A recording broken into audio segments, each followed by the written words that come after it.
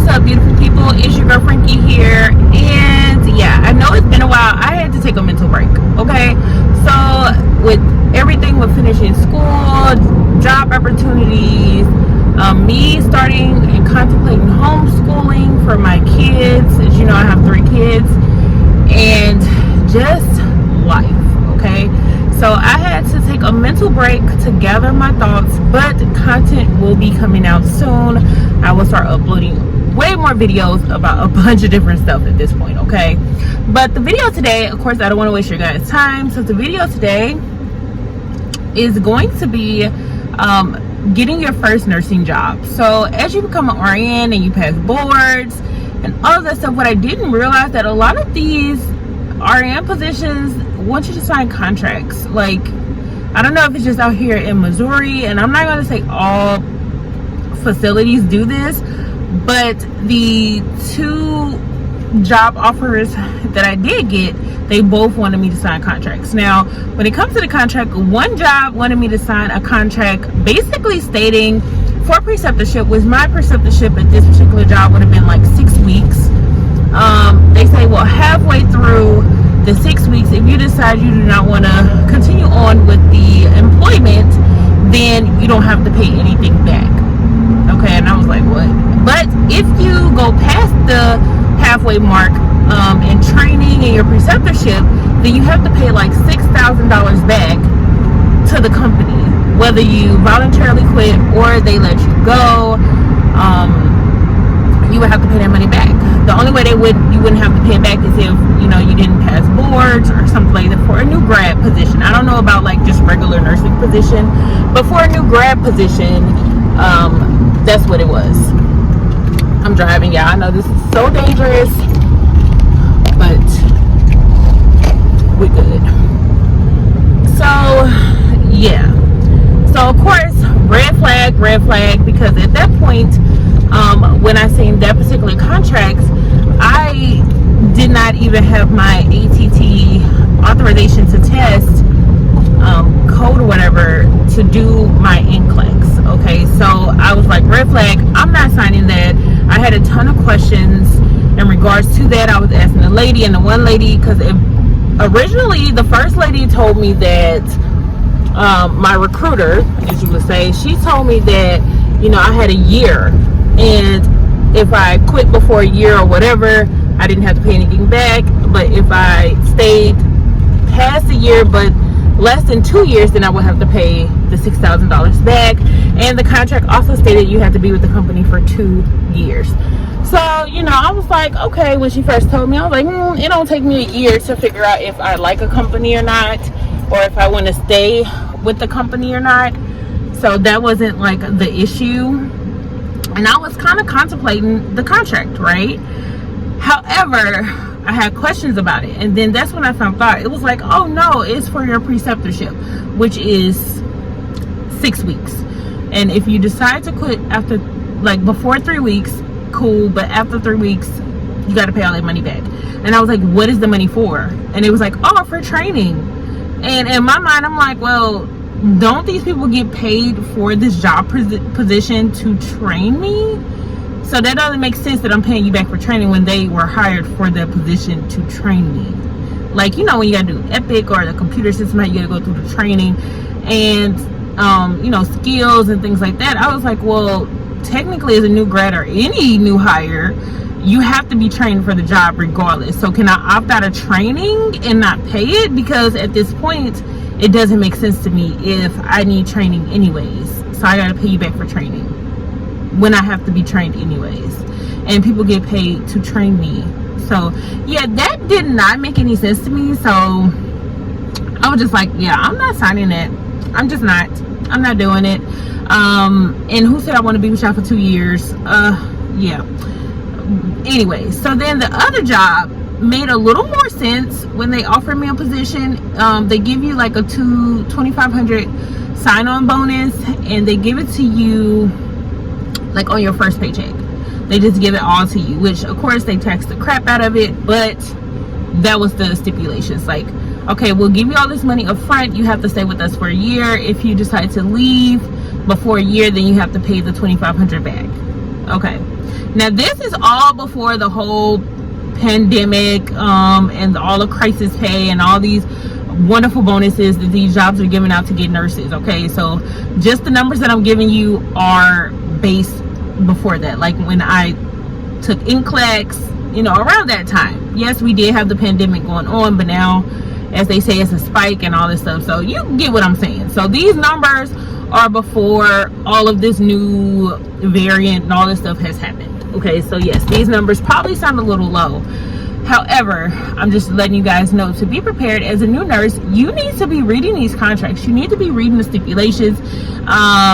One of the jobs for the $6,000, they literally had a separate contract for you to sign and all of that stuff. The other job, they put it in their offer letter, which was kind of smart. If you do not read the whole offer letter and you say, oh, okay, yeah, I'm gonna be a nurse, I'm starting at this pay, blah, blah, yeah, I'm excited, I'm gonna start on this date, and you sign it, but you do not read towards the bottom of the contract, they actually have their contract within their offer letter. So I'm telling you guys, look and pay attention, okay? And of course, just know you don't have to sign anything you do not want to sign. You have a choice to work there or not work there, okay? So yeah, so the contracts, and yeah, I refuse to sign contracts. However, the one did make sense about the sign-on bonus. That makes sense because it's a bonus, it's extra money they're giving me as a sign-on, and if I don't stay with them for a year, blah blah blah. Okay, that makes sense. The other job, however, paid more. However, their contract didn't make sense to me, and I am not signing that contract. You know what I'm saying? So at the end of it all, what I'm trying to tell you guys is to just pay attention to the fine print, ask questions, don't just be signing stuff. Look through all of your documents that they send you, because companies, like I say, will try to sneak it in. A lot of the times they will tell you up front, however, they will not give you all the details of the contract or the stipulations of the contract.